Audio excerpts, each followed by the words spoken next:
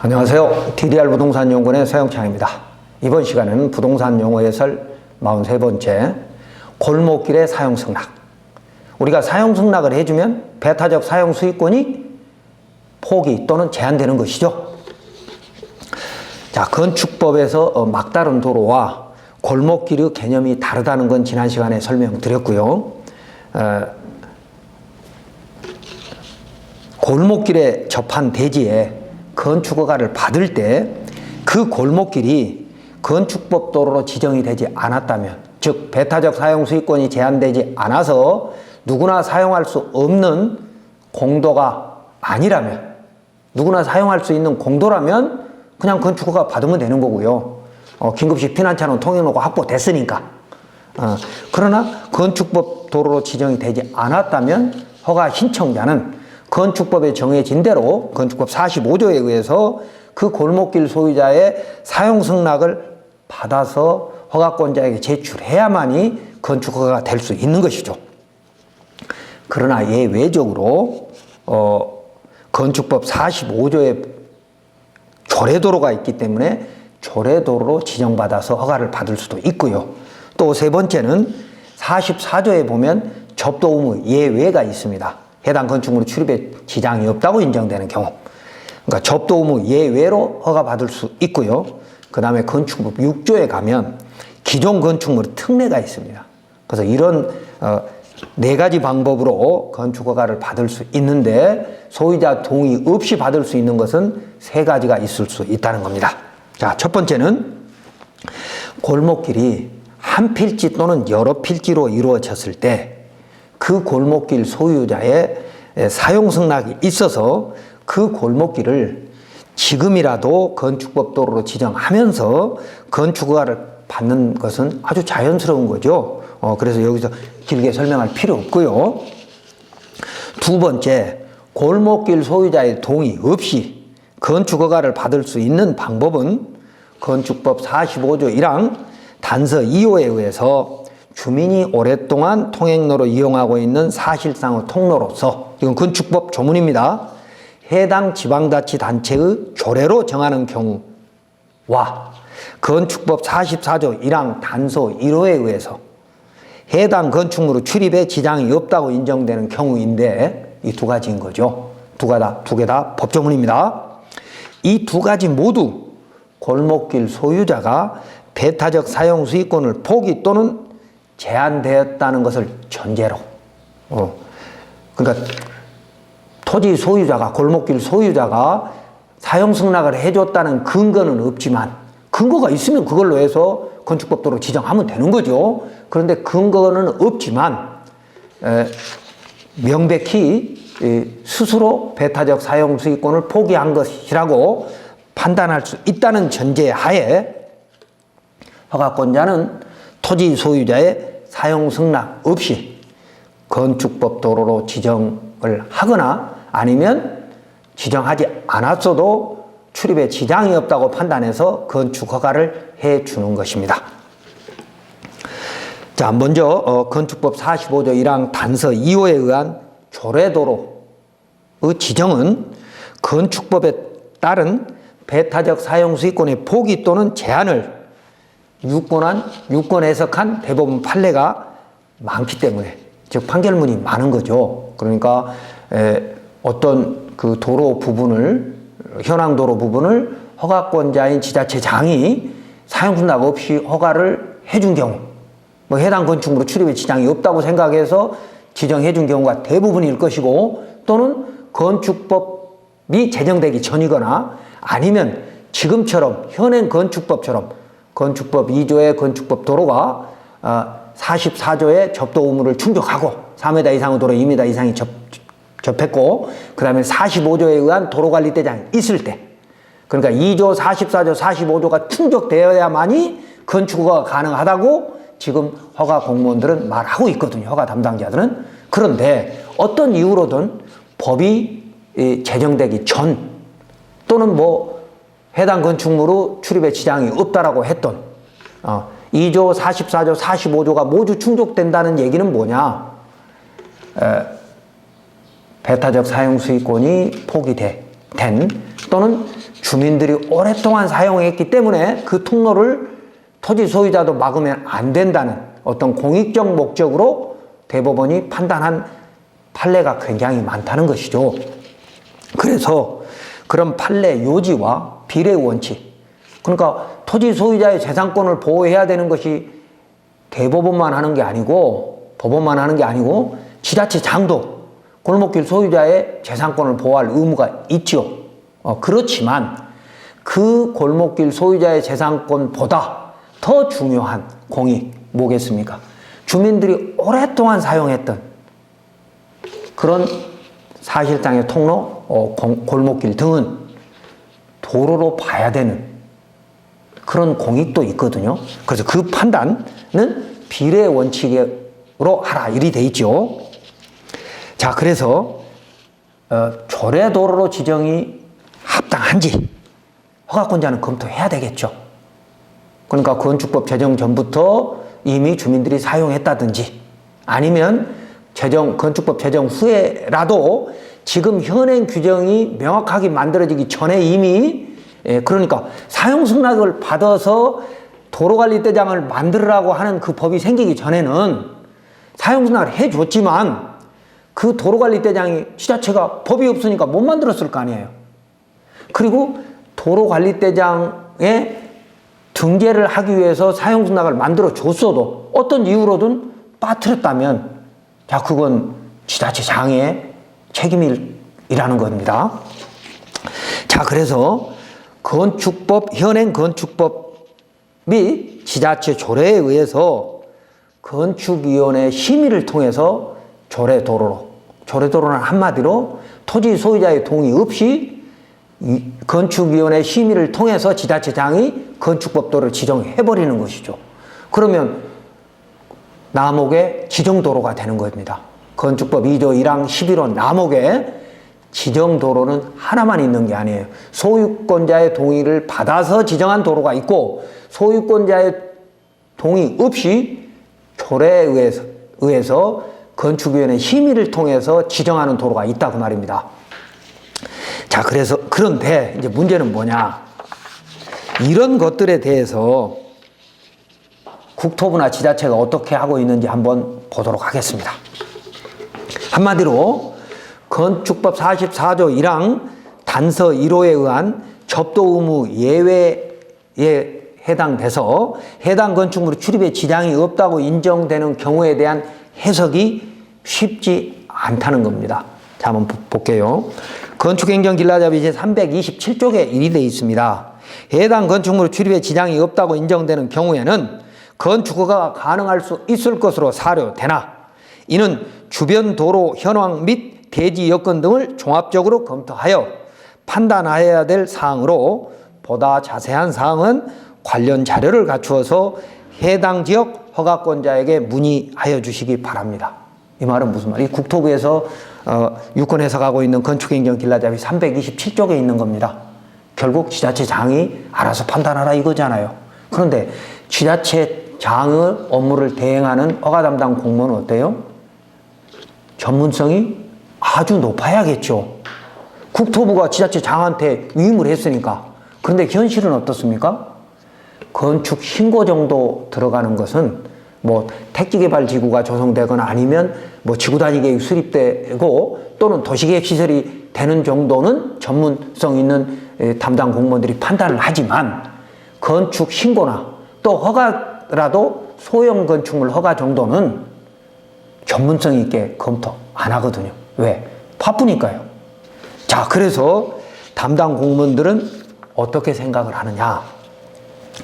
이런 두 가지의 경우에는 모두 추 골목길 소유자로부터 부당이득 반환 청구 및 시설물 철거 소송에 휘말릴 수 있다는 생각 때문에 허가권자는, 즉 허가 담당자는 이 법조문을 활용하지 않으려고 하고 있습니다.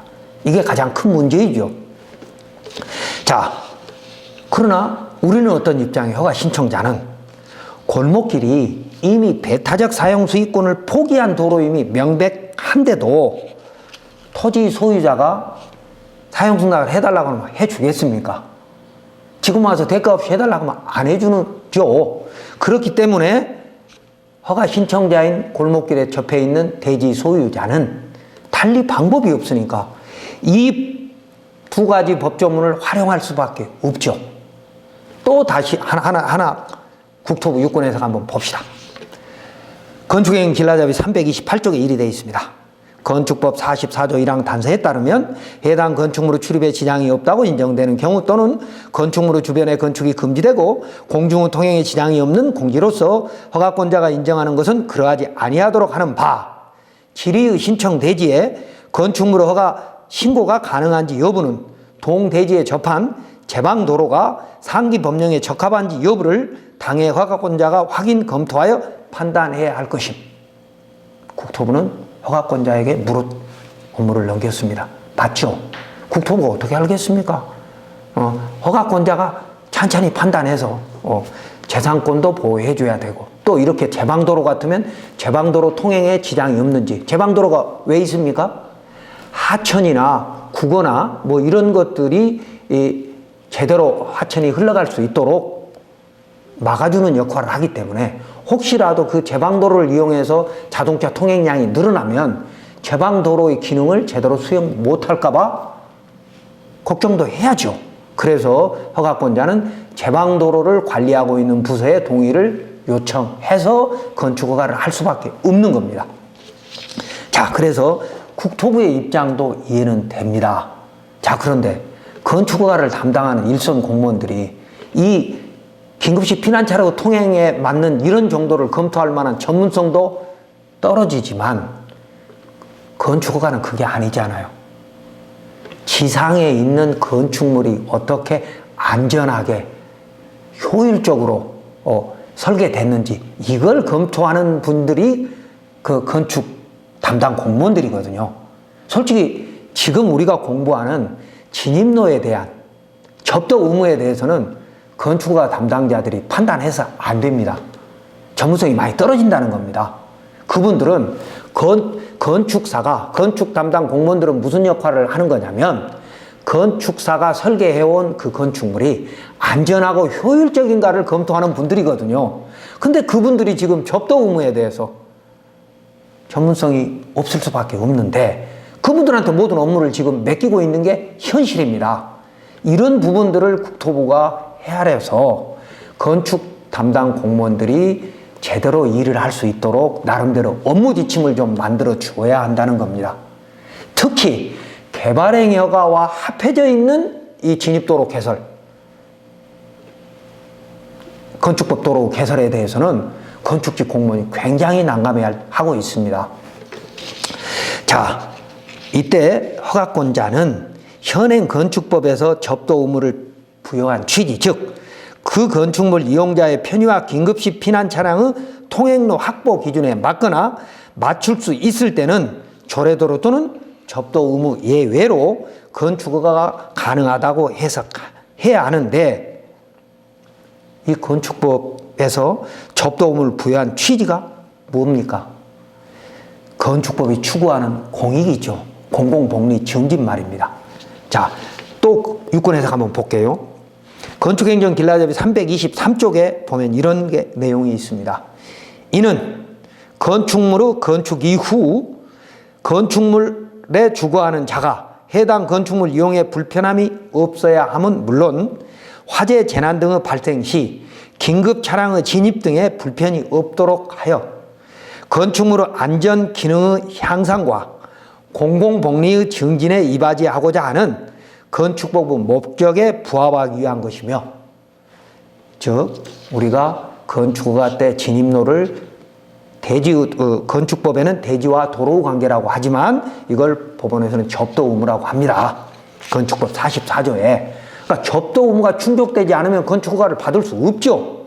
자, 그런데 접도 의무는 어떤 거라고 유권 해석했어요?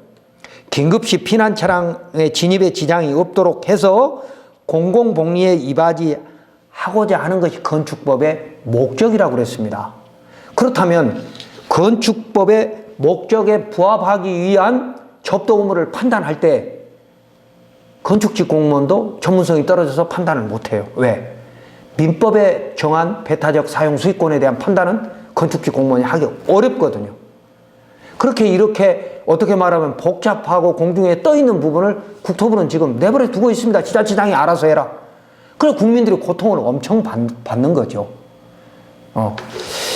그러므로 골목길이 건축법 도로가 아니지만 이미 주민들이 오랫동안 사용하고 있다면 그 골목길 소유자의 배타적 사용 수익권을 엄격히 판단해서 지자체가 적정한 보상을 하거나 아니면 조례도로 또는 접도 의무 외로 허가하는 것이 공익에 맞다는 것입니다.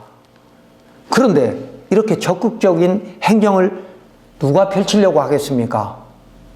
건축지 공무원은 이런 부분에까지는 전문성이 없다고 이겁니다.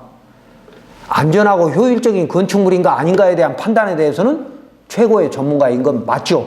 허가권자니까. 그러나 이 진입로에 대해서만큼은 민법, 국토계획법, 건축법, 대법원 판례, 그리고 연역법 이런 모든 것들을 보고 판단해야 되는데 일선의 건축 신고 담당자한테는 너무 무리한 거라는 거죠. 자, 그래서 작년 1월 24일, 2009년 1월 24일 대법원 전원 합의체 판결문 한번 보도록 하겠습니다. 이건 어떤 거냐면요. 오래전에 현 토지 소유자의 아버지께서 지하에 오수관로를 묻었는데 지금 그 오수관로 때문에 내 소유권을 제한받는다고 허가권자한테 지자체장을 상대로 시설물 철거 및 토지 인도 청구 소송을 한 겁니다. 그런데 대법원에서는 여러 가지 정황으로 판단을 해보니 이것은 전 소유자가 스스로 배타적 사용 수익권을 포기한 것이므로 그 오수관로를 지자체장인 허가권자가 묻었다 하더라도 부당이득 반환 청구 소송이나 시설물 철거를 요구할 수 없다라고 판결한 겁니다. 자, 이런 우리가 대법원 판례를 봐야 되는 이유가 뭐냐면 접도 의무 외에 해당 건축물의 출입에 지장이 없다고 인정되는 경우로 건축허가를 받을 수 있어야 되기 때문입니다. 자, 대법원 판례는 여러 개 많이죠. 개별 사안에 따라서 판결을 하기 때문에 많은 사례들이 있습니다만 이게 대표적인 거니까 이것만 한번 읽어보도록 하겠습니다. 소유자가 토지를 소유하게 된 경유와 보유 기간, 소유자가 토지를 공공의 사용에 제공한 경유와 그 규모. 그러니까 주민들이 사용하라고 내버려 둔 경유와 규모라는 거죠. 그 다음에 토지의 제공에 따른 소유자의 이익 또는 편익의 유무. 이건 어떤 거냐면요. 그 오수가루를 묻어가지고 그 버려진 땅을 대지로 만들었다 이겁니다. 그러니까 그 토지의 지하의 이용권을 제공함으로써 그 토지 소유자한테 이익이 생긴 거죠. 오히려 버려진 국어가 관로 없이 그 오수관로 없이 그냥 버려진 그런 개울 같은 거였는데 썩은 개울 같은 것이 이 오수관로 때문에 대지화 돼가지고 주변 땅을 효율적으로 이용해서 그 오수관로가 묻혀있는 전 소유자의 토지의 전체적인 가치가 상승했다는 그 말입니다. 소유자 이익 또는 편익의 유무, 그 다음에 해당 토지 부분의 위치나 형태, 그리고 인근 다른 토지와의 관계, 주위 환경 등 여러 가지 사정을 종합적으로 고찰하고, 그리고 토지 소유자의 소유권 보장과 공공의 이익 사이에 비교 형량을 한 결과, 그러니까 도로를 이용해야 되는 공공의 이익과 또 토지 소유자의 재산권을 보호해야 되는 이걸 비교 형량한 결과 소유자가 그 토지에 대한 독점적 배타적인 사용 수익권을 포기한 것으로 볼 수 있다면 타인이 그 토지를 점유 사용하고 있다 하더라도 특별한 사정이 없는 한 그로 인해서 토지 소유자에게 어떤 손해가 생긴다고 볼 수 없으므로 토지 소유자는 그 타인을 상대로, 그러니까 타인은 여기서는 지자체장이죠. 왜? 지자체장은 건축허가를 해줬잖아요. 그 도로를 이용해서. 해당 건축물의 출입이 지장이 없다라고 했던, 아니면 그 도로를 건축법도로 지정을 해서 했던, 건축허가 신청한 사람들한테 쓰라고, 사용료 없이 쓰라고 허가했으니까 그 부분에 대해서는 토지 소유자가 부당이득 반환 또는 시설물 철거, 토지인도 청구 소송을 할 수 있는 건데, 자, 그 타인을 상대로 현재 토지 소유자는 부당이득을 반환 청구할 수 없고 토지의 인도 등을 구할 수 없다. 그러면 어때요? 해당 건축물 출입에 전혀 지장이 없다라고 판단이 되는 거죠. 자, 그렇다면 지금 우리는 어떻게 해야 돼요? 이런 판례를 일선 건축허가 담당자가 조례도로 또는 해당 건축물의 출입에 지장이 없다고 인정되는 경우에 맞다고 그대로 갖다 적용해서 건축허가를 해줄 수 있느냐 그 말입니다. 그렇다고 해서 자, 그럼 우리 허가 신청자인 국민은 어떻습니까? 일단 허가 넣었다가 반려되면 또는 불어되면 그때마다 대법원에 소송을 해가지고 배타적 사용수익권이 있다 없다? 있다면 당연히 우리가 줘야 되고, 없다면 배타적 사용수익권이 포기 또는 제한됐다고 판결문이 나오면 그 판결문을 가지고 건축허가를 다시 집어넣어야 된다는 말씀입니까? 이건 아닌 거죠. 이런 수많은 대법원 판례를 국토부가 연구하고 분석해서 나름대로 100%는 아니지만 배타적 사용수익권으로 소송에 휘말리지 않을 가능성이 굉장히 높다라고 하는 그런 사례들을 지자체장한테 내려보내줘야 한다는 것이죠. 자, 이 판례뿐만이 아니라 앞서 본 건축행정 길라잡이에서 해당 건축물의 출입에 지장이 없는 경우에 국토부 유권 해석을 봤지만 국토부는 결국 허가권자인 지자체장에게 확인 검토해서 판단하라고 하고 있습니다. 그런데 일선의 허가 담당자가 변호사 수준의 법률 지식을 갖고 있지 않기 때문에 판례나 법조치 유권 해석을 보았어도 적극 행정을 펼치지 못하고 소극 행정을 펼 수밖에 없습니다. 소극 행정이란 이런 거죠. 현행 건축법 기준에 맞지 않으니까, 건축법 2조, 44조, 45조에 맞지 않으니까 어떨 수 없습니다. 44조 외로는 못 하겠습니다. 불안해서. 그러니 불허할 테니 당신이 소송을 해가지고 시를 허가권자를 상대로 소송을 하든 아니면 소유자를 상대로 소송을 하든 소송해가지고 판결문 가져오세요. 이게 소극 행정이죠. 이래서 전국적으로 어떻게 말하면 안 해도 되는 소송들이 굉장히 많이 일어나고 있다는 겁니다.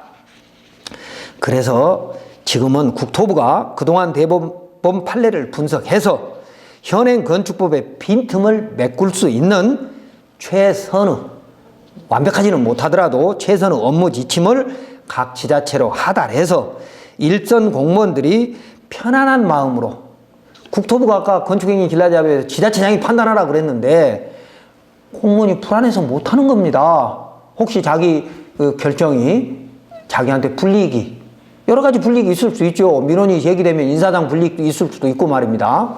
그래서 허가 공무원이 편안한 마음으로 건축법이 달성하려고 하는 공익실현에, 건축법은 어떤 겁니까? 그 현황 도로의 배타적 사용 수익권이 제한때는 포기됐다라고 판단을 해서 어떻게든 현황 도로를 없애지 않는 것이 건축법의 목적이고, 또 반대로 배타적 사용 수익권, 즉 소유자의 재산권도 보호해야 되는 것이죠. 민법에 있는 거. 그리고 건축허가 때 45조에서 이해관계인의 동의를 받아서 도로를 만들으라고 했기 때문에 44조와 45조 중에 어느 쪽을 더 해야 될 것인가, 중요하게 생각할 것인가에 대해서 허가 담당 공무원이 편안한 마음으로 일할 수 있도록 국토부가 나름대로 좀 구체적인 업무 지침을 줘야 된다는 거죠. 그래야 국민, 특히 서민들이 건축허가에서 골목길 또는 현황도로 배타적 사용수익권의 포기 또는 제한 때문에 분쟁 또는 민사소송에 휘말리지 않고 자기 재산을 지킬 수 있게 되는 겁니다.